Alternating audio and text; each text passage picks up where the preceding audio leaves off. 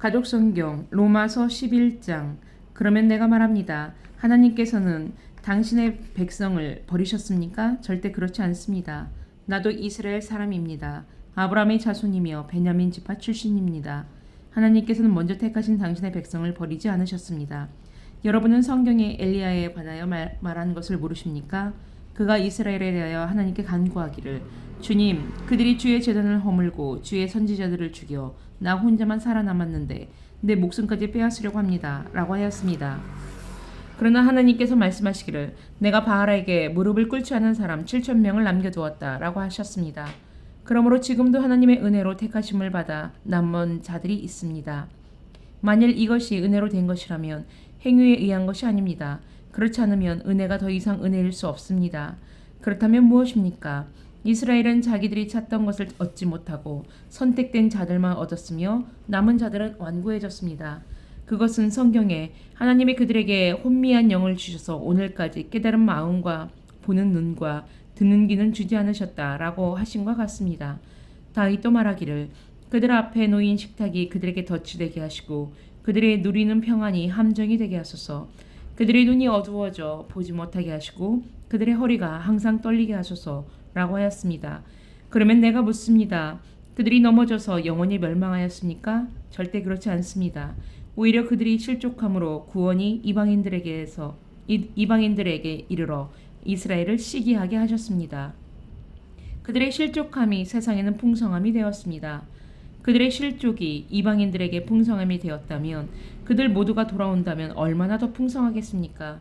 이제 이방인 여러분에게 말합니다. 내가 이방인의 사도가 된 만큼 나는 내 직분을 영광스럽게 생각합니다. 나는 어떻게 해서든지 내 동족이 질투나게 하여 그들 가운데 몇 사람만이라도 구원받기를 바라고 있습니다. 그들을 버리심으로 세상과 화목하게 되었다면 하나님께서 그들을 다시 받아주실 때는 죽은 사람이 다시 살아나는 것이 아니면 무엇이겠습니까? 첫 열매로 바치는 곡식가루가 거룩하면 반죽한 빵 전체가 거룩하고 뿌리가 거룩하면 가지도 거룩합니다. 그런데 참 올리브나무 가지가 꺾이고 돌 올리브나무인 여러분이 접붙여져서 참 올리브나무의 뿌리의 양분을 함께 받는 자가 되었다면 그 가지들을 향하여 자랑하지 마십시오.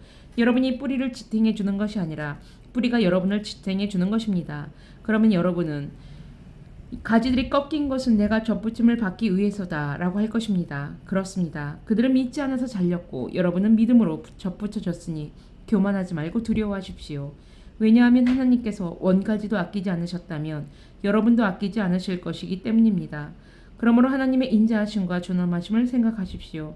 넘어진 자들에게는 준엄하게 다스렸습니다. 그러므로 여러분은 인자하신 분의 인자하심 가운데 있으십시오.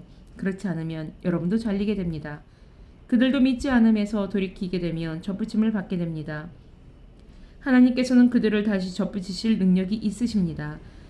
여러분이 돌 올리브나무에서 잘려서 참 올리브나무에 접붙임을 받았다면 원가지인 이 사람들은 본래 올리브나무에 접붙이는 일이야 얼마나 더 쉽겠습니까?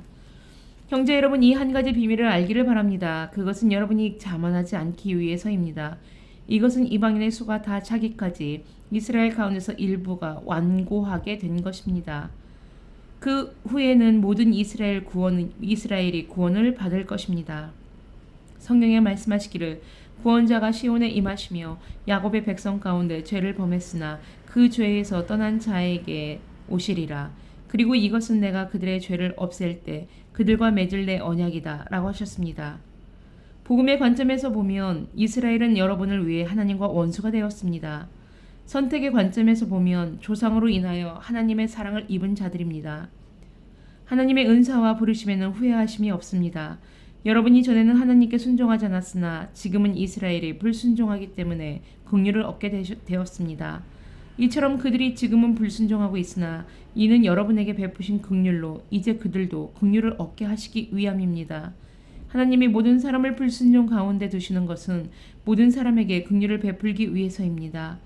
오묘합니다. 하나님의 지혜와 지식의 충만함이 그분의 판단은 헤아릴 수 없으며 그분의 길은 찾을 수 없을 것입니다. 말씀하시기를, 누가 그분의 조언자가 되어 그분을 가르치겠느냐 라고 하셨습니다. 말씀하시기를, 누가 나에게 준 것이 있다면 갚아라 할 자가 있느냐 라고 하셨습니다. 만물이 다 그분에게서 나오고 그분에게로 돌아갑니다. 주님께 영광이 영원토록 있기를 바랍니다. 아멘.